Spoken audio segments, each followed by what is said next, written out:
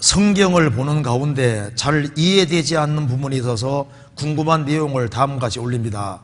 성경 말씀의 저자가 하나님이시고 40명의 기자들은 단어의 뜻대로 하나님의 말씀을 받아 기록한 사람들이지 그들이 저자가 될 수 없다고 믿고 있습니다. 그런데 신약 성경의 여러 권의 서신서를 보면은 누구누구에게 편지 안 온이라는 기록된 말씀 구절을 흔하게 볼 수 있습니다.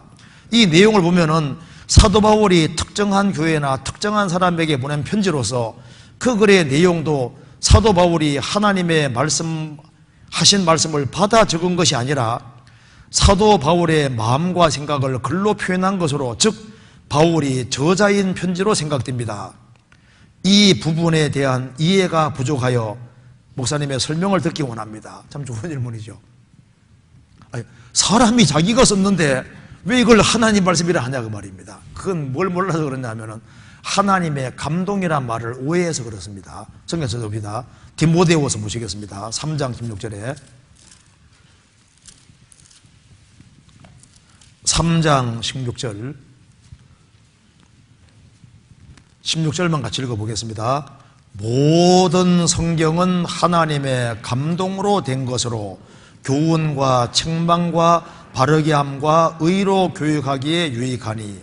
자, 모든 성경은 하나님의 감동으로 되었다는 말씀은 딕테이션, 하나님이 불러주는 걸 그대로 받아 기록했다는 뜻이 아닙니다.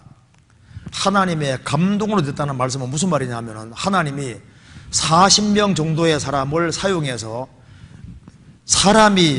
하나님이 직접 쓰신 것, 불러서 쓰신 것도 있지만은 그 사람들의 마음과 생각을 주장하시고 그들의 개성 같은 걸 다 활용해서 성경을 기록하게 만드시다, 그런 뜻입니다. 이걸 좀 이해하기 쉽게 성경에서 봅시다. 히브리서 1장 보시겠습니다. 히브리서 1장 1절 보시겠습니다. 옛적에 선지자들로 여러 부분과 여러 모양으로 우리 조상들에게 말씀하신 하나님이 이 모든 날 마지막에 아들로 우리에게 말씀하셨으니, 여기서 옛적에 구약시대 때 선지자들로 말미암아 여러 부분과 여러 시대에 걸쳐서 그 말입니다. 그리고 여러 모양으로 우리 조상들에게 말씀하신 하나님이, 여러 모양이라 그랬죠. 그리고 하나님이 일률적인 방법을 사용하신 게 아니라 여러 가지 모양으로 말씀하셨다 그 말입니다. 그래서 성경을 보면은 하나님이 직접 쓰신 것도 있고, 하나님이 그대로 불러준 걸 쓴 것도 있고, 또 하나님이 시편 같은 걸 기록하게 하려고 다윗에게 많은 고생을 시켜서 성령의 감동으로 다윗이 시를 쓰지만은 그 배후에 성령께서 그 마음과 생각을 주장해서 쓰게 하시는 거예요. 그러니까 사람이 자기 것을 쓰는 것처럼 보이는데 하나님의 성령이 작용해 쓰게 하시는 겁니다. 그리고 전도서 같은 경우도 분명 솔로몬이 기록했는데 하나님이 그걸 기록해 하시려고 하나님이 솔로몬을 특별히 40년 동안 왕이 되게 하시고 그에게 필요한 걸 다 주시고 난 후에 소감문으로 전도 쓰게 하셨는데 그 배후에 그걸 주장하시고 그 사람의 개성이나 모든 걸 활용해 쓰게 하시는 분은 배후에 하나님이신 거예요. 무슨 말이 되세요? 몇 군데 한번 찾아봅시다. 성경 여기 출애굽기 31장부터 한번 봅시다. 몇 군데 한번 찾아봅시다. 하나님이 직접 쓰신 것을 몇 개 봅시다. 출애굽기 31장 18절을 보시겠습니다.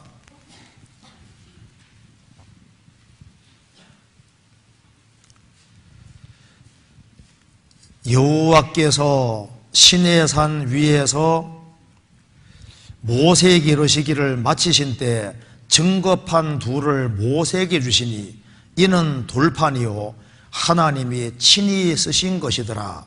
이번 밑에 손가락이라고 되어 있죠. 하나님 십계명은 하나님이 직접 쓰셔서 내려주신 겁니다. 그러니까 하나님이 직접 쓰신 것의 대표적인 것이 십계명이에요.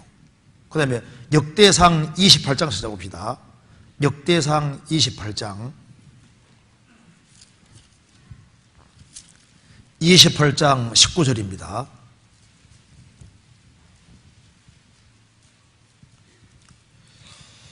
다윗이 가로되 이 위의 모든 것의 식양을 여호와의 손이 내게 임하여 그려 나로 알게 하셨느니라. 솔로몬의 성막 설계도는 하나님의 손가락에 내려와서 직접 이렇게 설계하라고 딱딱 그려주신 거예요. 그래서 그대로 솔로몬 성전 만드신 겁니다. 그리고 하나님이 직접 해주신 것도 있고, 그 다음에 이제 성경의 예언서들은 그대로 말씀한 걸 그대로 받아 기록한 겁니다. 불러주는 걸 그대로 기록하는 거예요. 성경에서 봅니다. 예레미야 30장.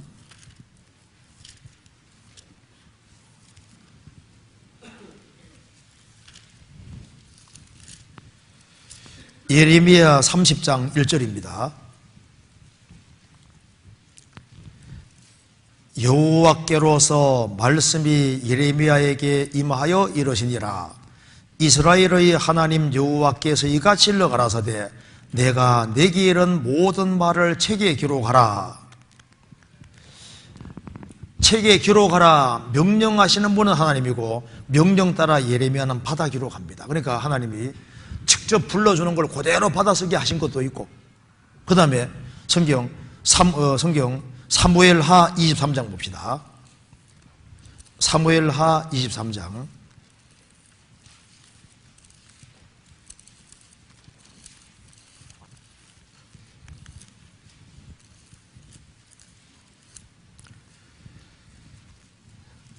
1절입니다.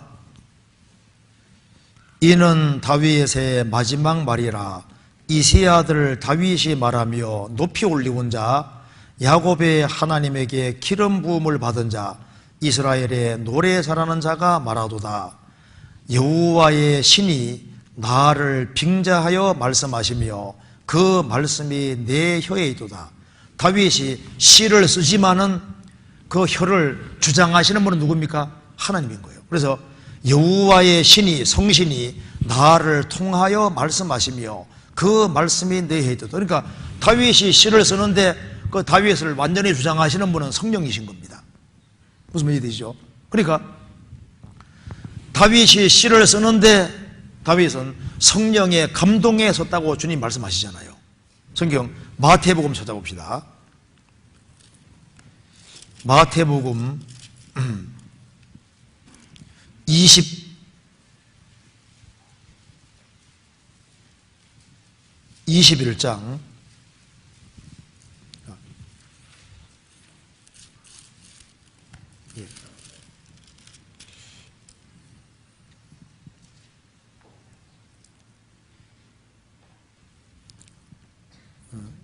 마태복음 20장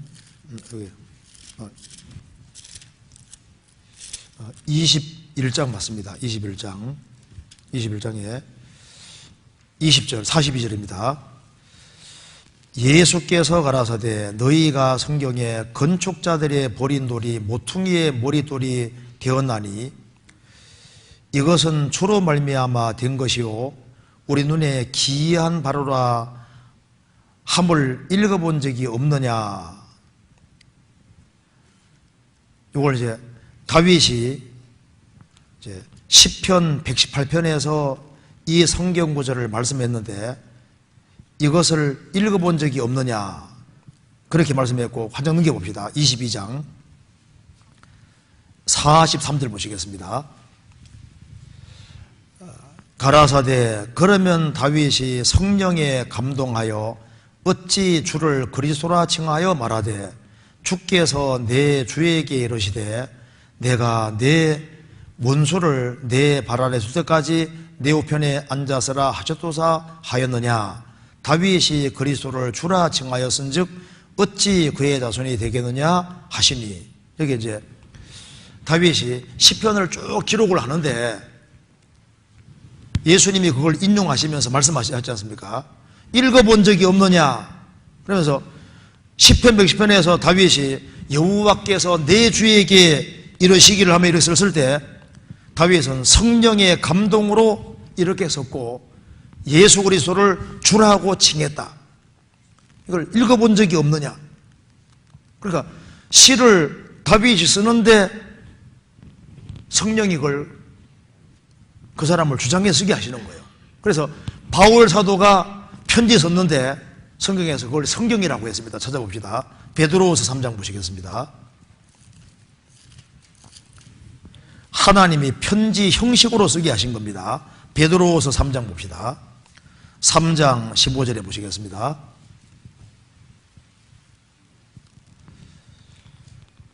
또 우리 주의 오래 참으심이 구원이 될 줄 여기라.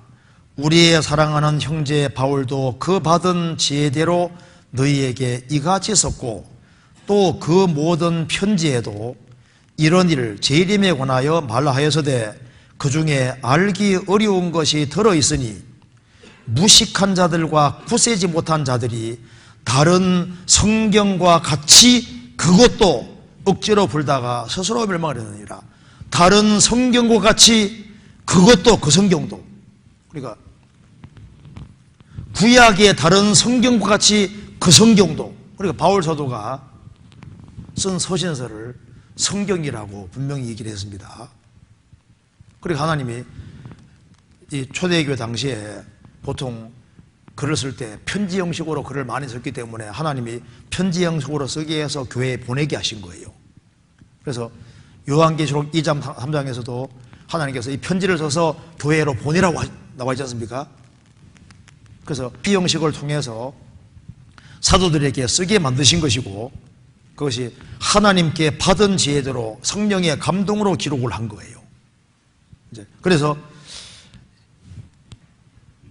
바울 사도 편지 중에서 알기 어려운 것이 들어있는데 무식한 자들과 굳세지 못한 자들이 다른 성경과 같이 그것도 그 성경도 억지로 풀다가 스스로 멸망에 이르느니라. 억지로 안 풀면 돼. 모르면 접어두면 되는 거예요. 그래서 지금 여기 질문한 내용대로 하나님이 불완전한 마리아 통해서 완전하신 예수님이 태어나게 하실 수 있잖아요. 불완전한 40명 정도의 사람을 사용해서 완전한 성경을 만들 수 있습니다. 그래서 시편 19편에 여호와의 율법은 완전하여 딱 기록하게 하신 분도 하나님이시고 모으신 분도 하나님이시기 때문에 딱 모으고 보니까 앞뒤가 딱 맞잖아요. 여기 다른 것이 들어올 수도 없고 나갈 수도 없는 겁니다. 딱 보니까 있을 것만 딱 다 들어와 있는 거예요. 그래서 이 말씀이 이루어지는 겁니다. 이사야 34장 보시겠습니다. 이렇게 할 것이 이미 예언되어 있었습니다. 이사야 34장 16절 보시겠습니다. 34장 16절 같이 읽어보겠습니다. 너희는 여호와의 책을 자세히 읽어보라. 이것들이 하나도 빠진 것이 없고 하나도 그 짝이 없는 것이 없으리니 이는 여호와의 입이 이를 명하셨고 그의 신이 이것들을 모으셨음이니라. 이게 무슨 말이냐 하면은 이거 봅시다. 지금 여기에 이 말씀이 에돔에 대한 예언입니다.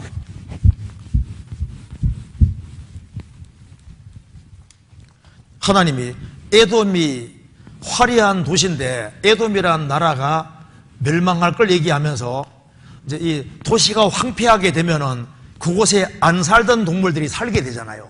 그래서 성경에서 에돔 멸망을 말하면서 짐승들이 짝짝이 와서 폐허가 된 이 에돔에서 이제 짐승들이 또 새들이 와서 여기 에돔에 살 것을 말씀하시면서 너희는 여호와의 책을 자세히 읽어보라. 이것들이 하나도 빠진 것이 없고 짝이 없는 것이 없으리니 이는 여호와의 입이 이를 명하셨고 그의 신이 이것들을 모으셨습니다. 에돔이라는 나라가 멸망하고 에돔이라는 나라에 하나님이 원하시는 짐승들이 짝짝이 딱 와서 여기에 에돔이라는 지역에 자리를 딱 차지하는 것처럼 하나님이 1600년간에 걸쳐서 성경을 기록하셨는데 말씀을 내려주신 분이 하나님이시고 모으신 분이 하나님이시기 때문에 이제 하나님이 성경을 한 권으로 딱 모으고 나면은 여기에 하나도 빠진 것이 없고 하나도 짝이 없는 것이 없이 짐승들이 짝짝이 에돔에 와서 딱 그대로 있는 것처럼 하나님이 내려주신 말씀들을 하나님이 다 모아서 딱 제자리에 갖다 놓을 것이기 때문에 읽어보면은 하나도 빠진 것이 없고 짝이 없는 것이 없고 딱 맞게 있을 것이다. 이 에돔이라는 나라가 멸망하고 하나님 원하시는 짐승들이 그대로 여기에 와 있는 것처럼 하나님께서 흩어져 있는 말씀들을 하나님이 내려주셨기 때문에 하나님이 탁 모아서 연결시켜 놓으면은 앞뒤가 탁 맞게 자기 짝이 딱 맞게 와 있을 거다 그 말입니다. 왜 그런 일이 가능하냐면은 여호와의 신이 명하셨고 모으셨기 때문이다. 그래서 에돔이라는 나라가 멸망하고 원하시는 짐승들이 짝짝이 그 자리에 딱 차지하는 것처럼 하나님 말씀을 하나님이 내려주셨기 때문에 짐승들을 짝짝이 제자리에 딱 갖다 놓는 것처럼 말씀을 딱 모아서 제자리에 딱 배치할 것이기 때문에 빠진 것이 없고 짝이 없는 것이 없이 그대로 딱 모아질 거다.